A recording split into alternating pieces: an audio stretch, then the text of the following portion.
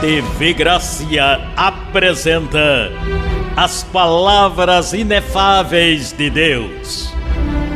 O Evangelho da Graça nos lábios de Jesus Cristo Homem. Abba, Pai!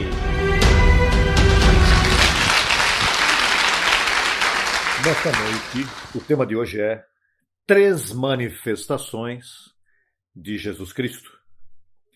3 manifestações. No Velho Testamento, Deus tinha muitas manifestações.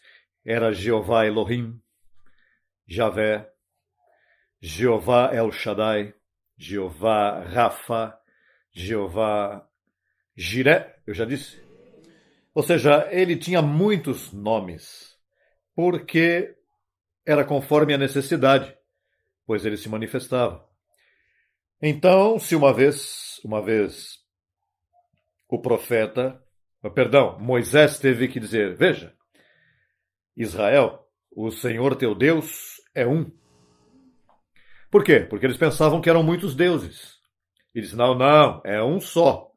O que acontece é que ele usa diferentes manifestações para falar ao povo, como em Melquisedeque, que se manifestou, mas era uma manifestação, entenda bem a palavra reencarnação. Paulo não sustenta a palavra reencarnação. Os grupos de metafísica e outros grupos, a sustentam para todo mundo. Agora, a reencarnação, Deus tem controle absoluto disso. Ele sim pode reencarnar onde lhe der vontade, mas nós, seus filhos, não. Agora, ele sim pode. Ele pode pegar e aparecer como em Melquisedeque, que quando você lê Melquisedeque diz, sem pai, sem mãe, sem genealogia, sem começo de dias, pois de onde saiu esse aparato que não tem mãe, não tem pai, como é que ele nasceu? Então, há que entender que a reencarnação não é uma doutrina da graça, mas é uma doutrina de Deus. Ele a controla, em casos específicos. Então, ele fez isso no Velho Pacto, agora no Novo Pacto, se manifestou no Filho. Tudo é o Filho. E então, esse Filho tem 3 manifestações. As 3 manifestações de Jesus Cristo. Lembre-se, Jesus de Nazaré, Jesus o Filho de Deus depois que ressuscitou e Jesus o Filho do Homem. Vamos falar de 3 manifestações de Jesus Cristo. Mantenha na mente, Jesus de Nazaré, Jesus ressuscitado, o Filho de Deus e Jesus Filho do Homem. 3 manifestações de Jesus Cristo. Vamos começar com Jesus de Nazaré. Vamos ver em Romanos. 1 aos Coríntios 15:19. 15:19, o primeiro verso. Vamos usar bastantes versos bíblicos hoje, assim que é como um estudo bíblico que vamos ter para enriquecer nossos conhecimentos e assim poder explicar às pessoas o que nós cremos e por que cremos, com base bíblica. Você vai estudar essa noite comigo. Se somente nesta vida esperamos em Cristo, somos os mais dignos de comiseração de todos os homens. Mas agora Cristo ressuscitou dos mortos. Primícias dos que dormiram, é fato. Vamos ver aí a Cristo em Jesus de Nazaré. Cristo em Jesus de Nazaré, ele não foi cristão, número 1, ele foi judeu. E então, ele veio com um propósito. Ele veio com o propósito de tirar a maldição da lei, que ninguém podia cumprir, e tirar o pecado. Vamos ver em Romanos 7:4. Rapidinho, esses versos você conhece, mas temos que tocá-lo porque estamos falando de Jesus de Nazaré. Assim também vós, irmãos meus, morrestes à lei mediante o corpo, mediante o Espírito de Cristo. Divida o Espírito do corpo. Olha, abençoado, nós tivemos a Bíblia aqui. e não torcemos. Se você tem 2 dedos de frente, você é amador da verdade, você se adapta bem com a verdade, porque nós damos a vida por isso. Mas por quê? Porque estamos alicerçados na palavra. Não emoções nem revelações que a pessoa cuida pessoalmente. Aí você tem que dividir. Se você não sabe dividir isso, então você não sabe estudar. Veja o que diz. Assim também vós, irmãos meus, falando do apóstolo Paulo, morrestes a quê? A lei, mediante o corpo. E como se chamou o corpo de Cristo? Jesus de Nazaré. Para quê? Para que sejais de outro. De qual? Do que ressuscitou dos mortos. Como fim de que demos fruto para Deus. Quer dizer que se você está imitando a Jesus de Nazaré, número 1, você não está dando fruto para Deus. Você está perdendo tempo na igreja. Você já viu esses evangelistas em nome de Jesus de Nazaré? E eles oram em nome de Jesus de Nazaré? Orando no nome de um morto. Porque ele já morreu, essa manifestação, Deus a tirou do meio. Porque ele já cumpriu o que ele veio fazer. Ele veio para livrar-te da lei. E ao livrar-te da lei, te livrou da maldição e te tira o pecado. Mas essa manifestação já passou, porque diz, para que sejais de outro. E qual é o teu dever? Ser de Jesus de Nazaré ou ser do outro? Olha, qualquer pessoa que ame a verdade, imagine que um católico, isso é bem lindo, e diz, pai, o que acontece comigo orando de Jesus de Nazaré? E Jesus, que eu quero imitar ele, e fazem procissões dele, e na Semana Santa falam dele. Por isso é que nós não celebramos Semana Santa aqui, porque estamos celebrando uma coisa que já caducou. Um antibiótico vencido. Isso já não tem efeito, porque já te livrou da lei, te tirou o pecado. E o apóstolo dá ordem para que seja de outro, José Luiz, abençoado, para que sejas de outro, ou não queres ser de outro. Tem gente que se empenha, não, eu não sou de outro não, eu sou de Jesus de Nazaré. Porque eles pensam que eu digo, as pessoas pensam que isso são revelações pessoais minhas. Não, é que ele ensina assim. Eu não. É que a palavra te ensina assim. Para que sejais de outro, com o fim de que demos fruto para quem? Esse é o propósito.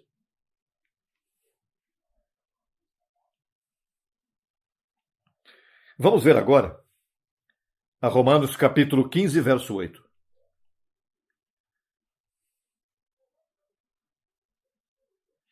Romanos capítulo 15, verso 8. Pois digo-vos que Cristo Jesus veio a ser servo de quê? Para quê? Para mostrar o quê? Ou seja, que ele serviu a lei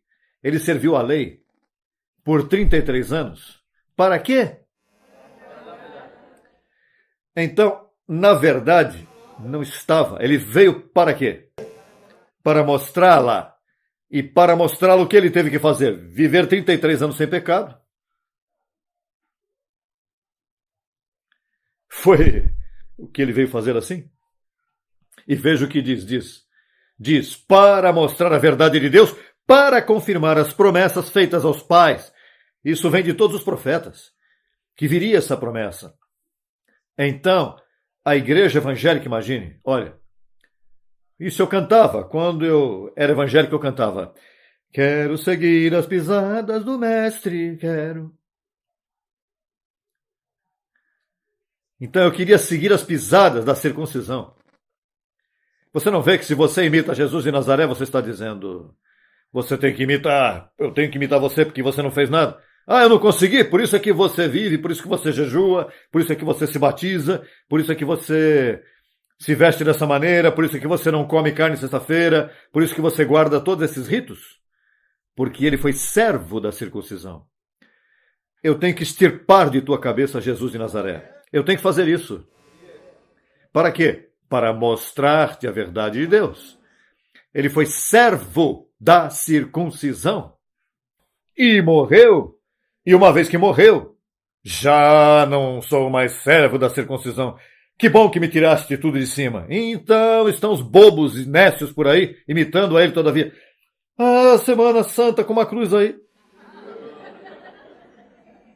E você vê as freiras e os padres que lhe chamam padre. Me dá uma lástima, eu não tenho ira por dizer isso. Mas são pessoas que pensam que fazendo isso amam ao Senhor e o fazem de todo o coração, andam com uma cruz bem grande assim. E tem uma cruz, eu não posso nem ver uma cruz, imagina. Esse símbolo de maldição. E eles creem que isso é símbolo de cristianismo. Mas assim eles pensam. E então, para mostrar-te a verdade de Deus, passou 33 anos. Morreu e ressuscitou. E para tirar-te o pecado, então ele foi como o cordeiro. Eis aqui o cordeiro de Deus que tira o pecado do mundo. E o cordeiro morreu e te tirou o pecado. Seu corpo para livrar-te da lei. Seu sangue para perdoar teus pecados. E ficasses livre totalmente para Deus. Amém? Amém.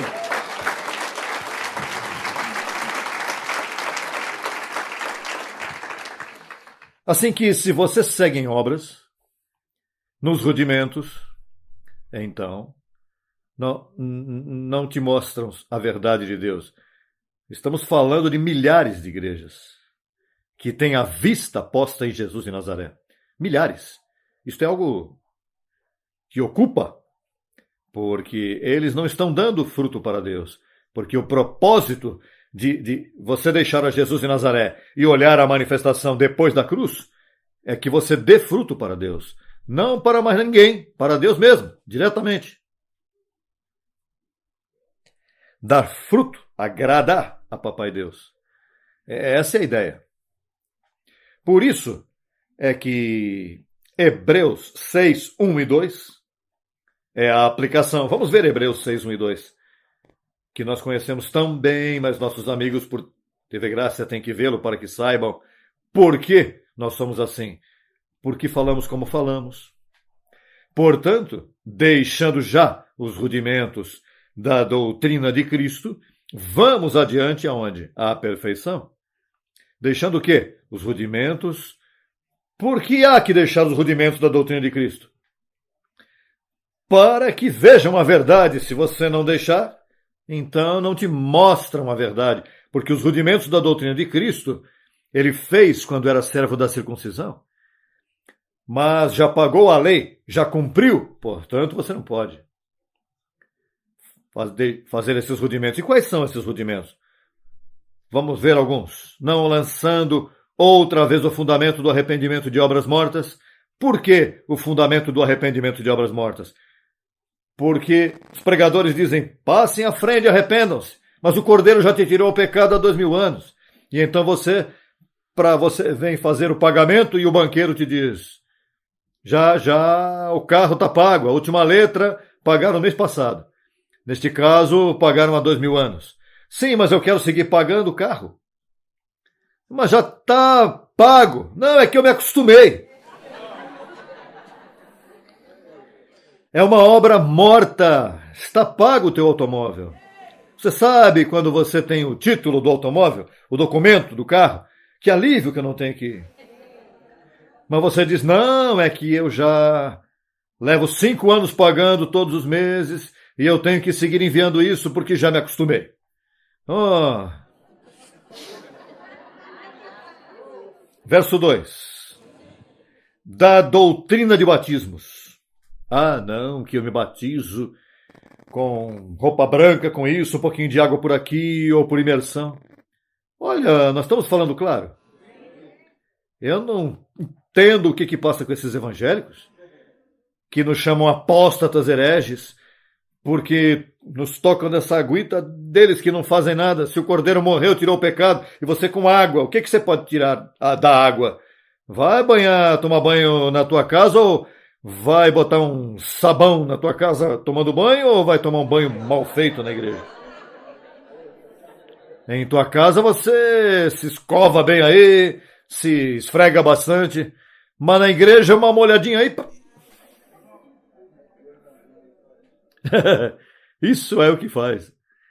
Agora, a gente dá risada porque nós entendemos isso. E estamos tanta certeza que usamos para fazer brincadeira, para fazer piada. Batismo, veja, está em posição de mãos. Você já viu igrejas que dizem, passem à frente os que estão enfermos. Eu vou orar por vocês. E então impõe as mãos nele. Um homem impondo a mão no homem. Em nome de Jesus de Nazaré, fora! Ou seja, que isso se põe bem sério, isso, interessante para nós outros, não? Porque nós já estamos iluminados e nos rimos disso.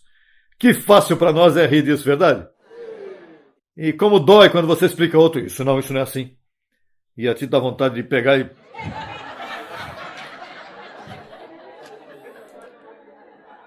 da ressurreição dos mortos.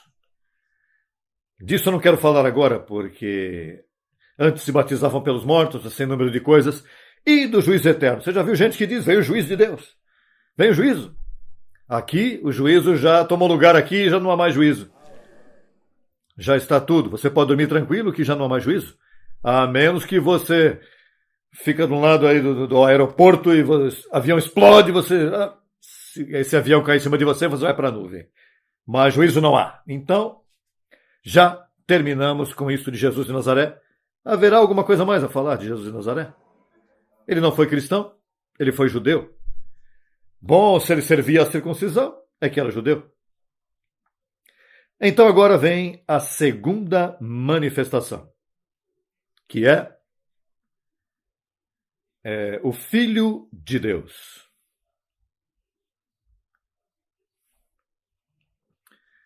Atos capítulo 1, verso 9 a 11.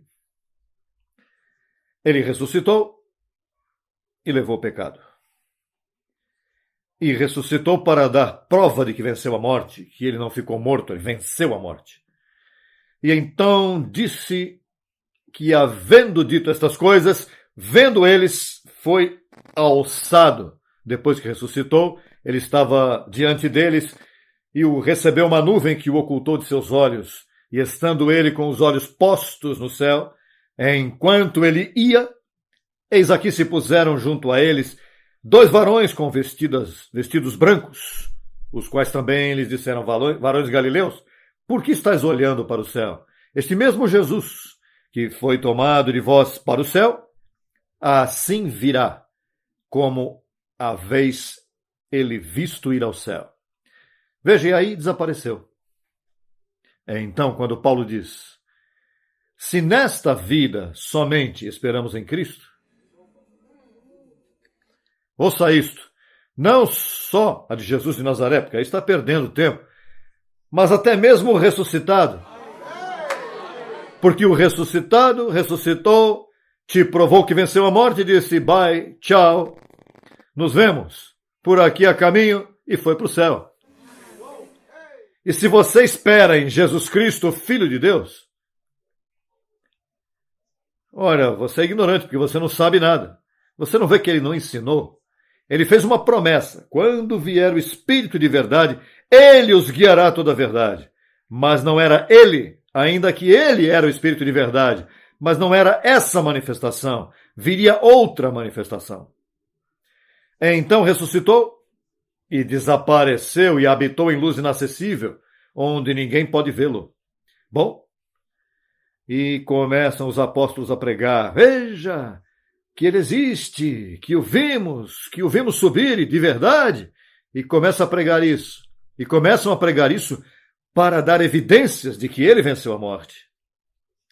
E então eles provam, por isso é que a história é dura, porque ainda que os judeus trataram de ocultar isso e pagaram olha, ao guarda, dizem que você não viu nada, essa pedra estava assim, mas na verdade você não pode ocultar isso.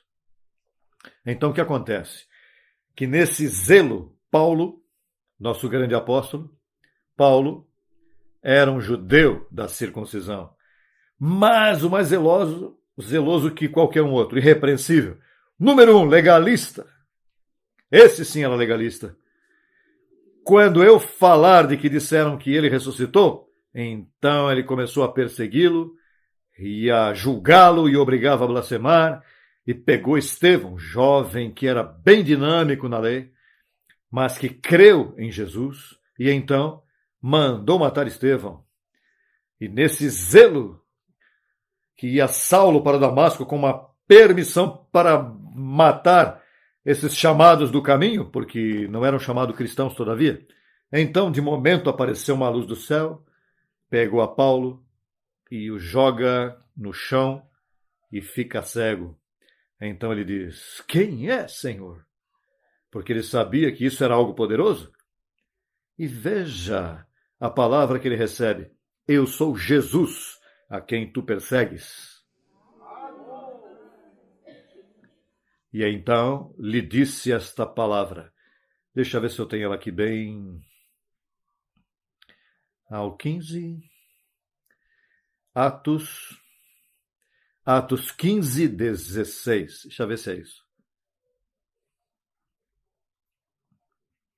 26. Eu então disse, quando aconteceu isso que ele caiu, eu então disse: quem és, Senhor? E o Senhor disse: eu sou Jesus, a quem tu persegues.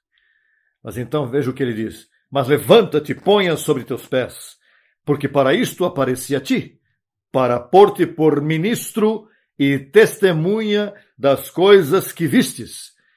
Ouça isso: e daquelas em que me aparecerei a ti. Ou seja, que não foi só esta manifestação. Eu vou seguir me aparecendo, Paulo. Porque nesse momento ele não podia dizer tudo. Então aí foi onde ele disse à igreja: Cristo não me enviou a batizar, o batismo não vai. Não, você batizou. Eu de torpe fui até os apóstolos, acabando de me converter dessas experiências, fui até os apóstolos e me batizaram, e me ungiram, me puseram as mãos, me meteram todos os rudimentos em cima. Mas como ele seguiu aparecendo para mim, então, aí... E por que tinha que ser assim? Porque não deu todas as revelações a ele. Por esta razão. Veja, Paulo escreveu 14 livros.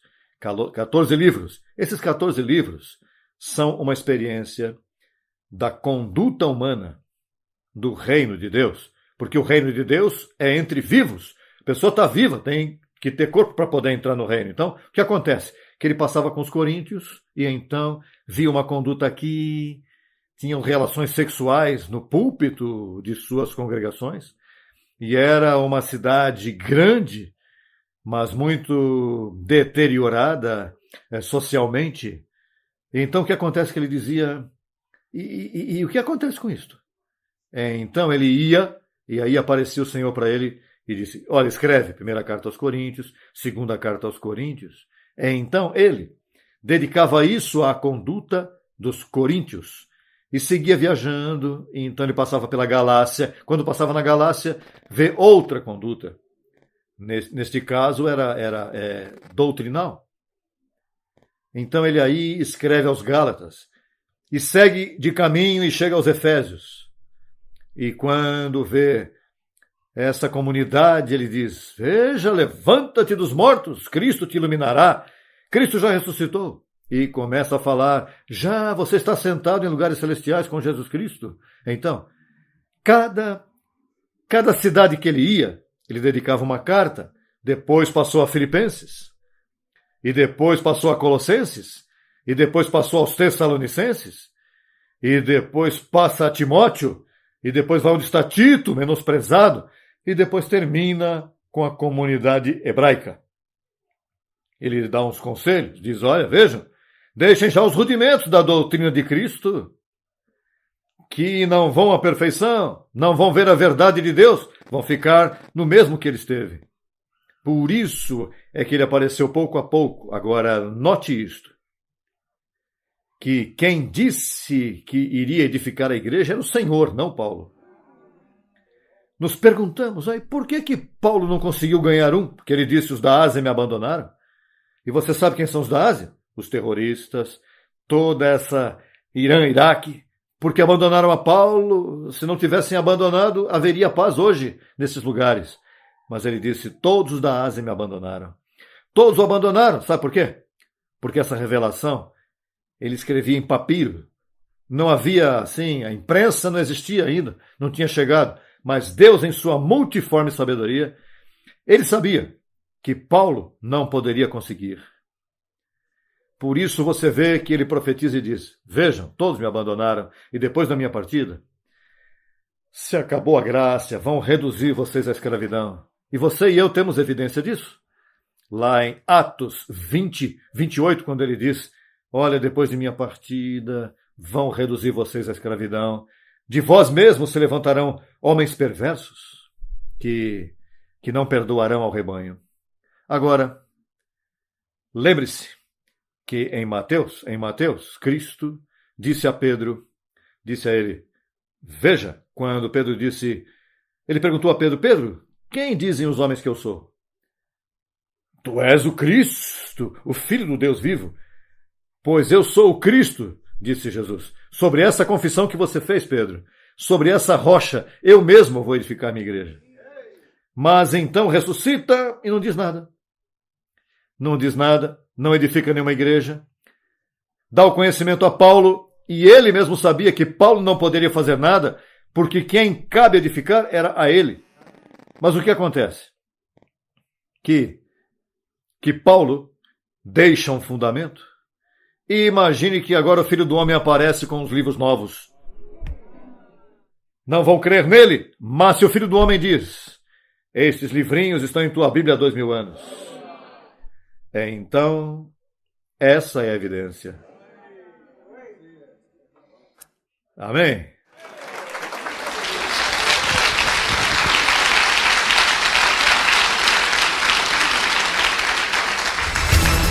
Solicite material inteiramente grátis. Escreva para brasil@tvgracia.com. Acesse a nossa rádio virtual 24 horas. www.radiograca.net. Também disponível pelo aplicativo no Google Play. No YouTube, www.youtube.com/Crescendo em Graça Brasil e também www.youtube.com/TV Gracia Brasil. Você é um abençoado com todas as bênçãos espirituais.